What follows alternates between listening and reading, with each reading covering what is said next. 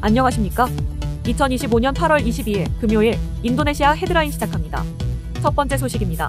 지난 17일 인도네시아는 제80주년 독립기념일을 맞아 성대한 기념식을 열었습니다.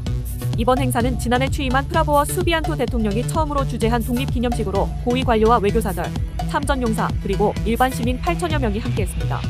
일반 시민을 위한 관람석은 온라인 접수 개시 후 몇 시간 만에 마감될 만큼 큰 관심을 모았습니다. 기념식은 독립선언문과 인도네시아 국기를 모나스에서 대통령궁으로 옮기는 퍼레이드로 시작됐습니다. 수백 명의 경찰과 군 관계자, 전통 복장을 입은 군악대가 동참해 축제 분위기를 더했습니다. 이후 프라보워 대통령은 전통 의상을 입고 독립선언문을 낭독한 뒤 국기를 국가기수단에 전달하며 공식적으로 국기 개양식을 진행했습니다. 행사 이후에는 공군 F-16 전투기 편대가 펼친 에어쇼와 전통무용, 전통무술 공연 등 다채로운 문화 행사가 이어졌습니다. 이날 오후 국기 하강식과 독립 카니발 퍼레이드를 이어가며 국민과 함께하는 축제를 성대하게 마무리하였습니다. 특히 이번 행사에는 수실로 반방 유도요노 전 대통령과 조코 위도도 전 대통령 부부가 나란히 참석해 프라보워 대통령과 함께 국기에 격리하는 모습은 국민 통합과 정치적 안정의 메시지를 보여주는 장면으로 평가됐습니다.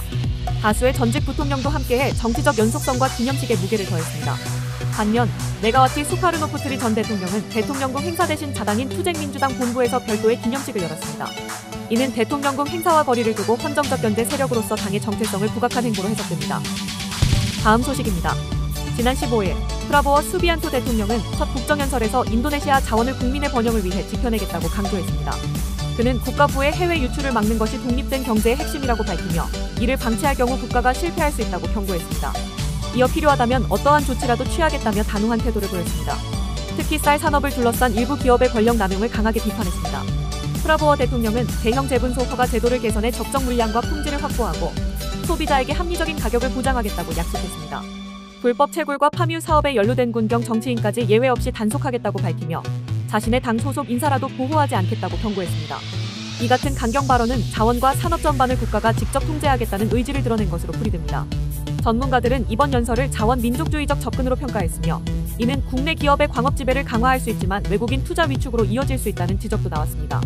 또한 프라보워 대통령이 군 조직을 확대하고 농업 등 민간 분야에까지 군을 동원하는 행보는 경제 운영이 과도하게 군에 의존하는 방향으로 흐를 수 있다는 우려도 제기됐습니다.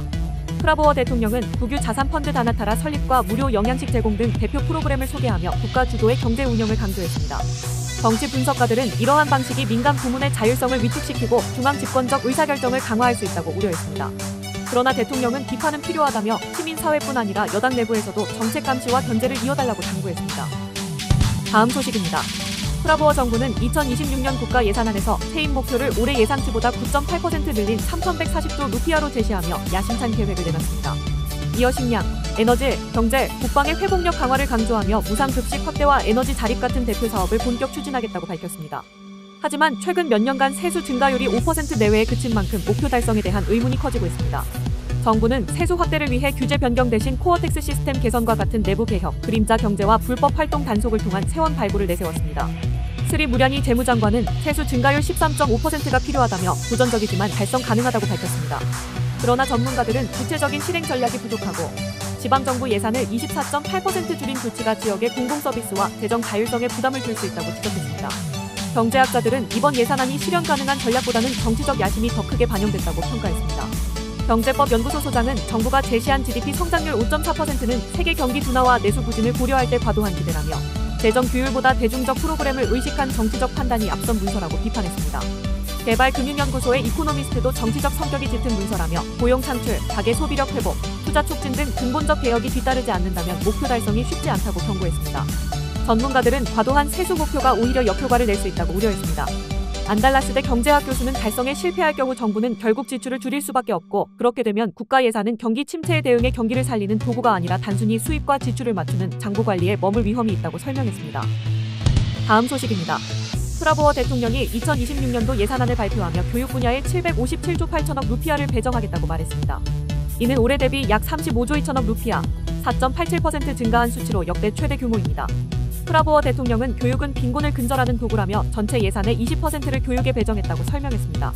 이어 국가 역사상 최대 규모의 투자라고 강조하며 교사 수준 향상을 위한 직업 교육 강화와 저소득층 학생 2,110만 명의 교육 접근성 확대, 학교 시설 개선 등에 집중 투자하겠다고 밝혔습니다. 특히 학교 시설 개선에만 150조 1천억 루피아가 배정됐습니다. 프라보어 대통령의 핵심 공약인 무상급식 사업 예산도 대폭 확대돼 내년 335조 루피아가 배정됐습니다. 그러나 재정이 급식 사업에 집중되면서 도로 건설이나 연구개발 예산이 줄고 재정 건전성 악화 우려도 제기됐습니다. 한편 네이뱅크 이코노미스트는 이번 예산안이 구조적으로 신중하게 편성됐다면서도 세수 목표를 9.8% 늘리겠다는 계획을 어떻게 달성할지 명확한 방안이 부족하다고 지적했습니다. 다음 소식입니다. 보스턴 컨설팅 그룹에 따르면 인도네시아 물류 산업은 2030년까지 연평균 6에서 8% 성장할 것으로 전망됩니다.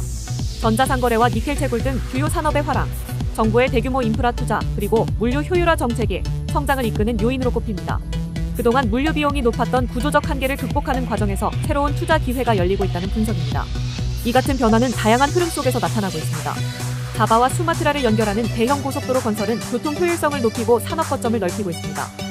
동시에 원자재와 제조업의 성장, 칼리만탄 수마트라 등 지역 개발이 물류 수요를 확대하고 있습니다.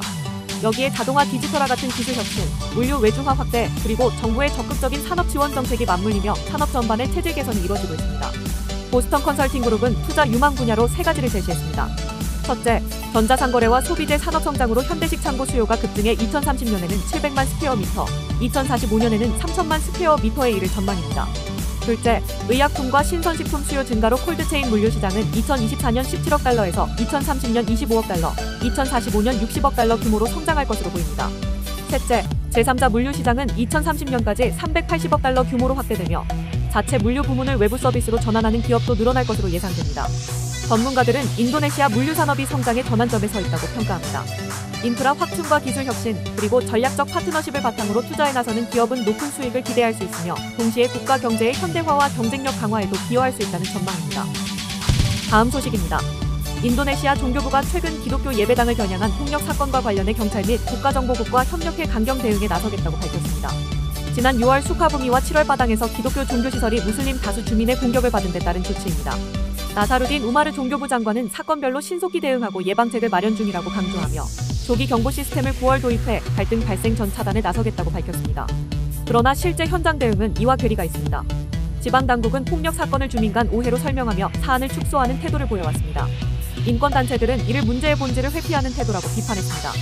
단체들은 폭력 사건을 단순 오해로 치부하면 가해자 책임이 약화되고 종교 소수자에 대한 차별이 제도적으로 굳어질 수 있다고 경고했습니다. 갈등의 핵심 배경에는 2006년 제정된 예배당 설립 규정이 있습니다. 이 규정은 최소 60명의 주민 동의와 여러 기관의 승인을 요구해 소수 종교인에게 과도한 부담을 주고 있습니다. 조코위 전 대통령 시절 대체 규정이 논의됐지만 시행되지 못했고 현 개정안도 여전히 일부 요건을 유지해 논란이 이어지고 있습니다. 세타라 연구소 소장은 정부의 미온적 대응이 오히려 가해 세력을 대담하게 만들고 있다며 종교부 장관이 기독교 등 소수 종교 보호 의지를 분명히 해야 한다고 지적했습니다.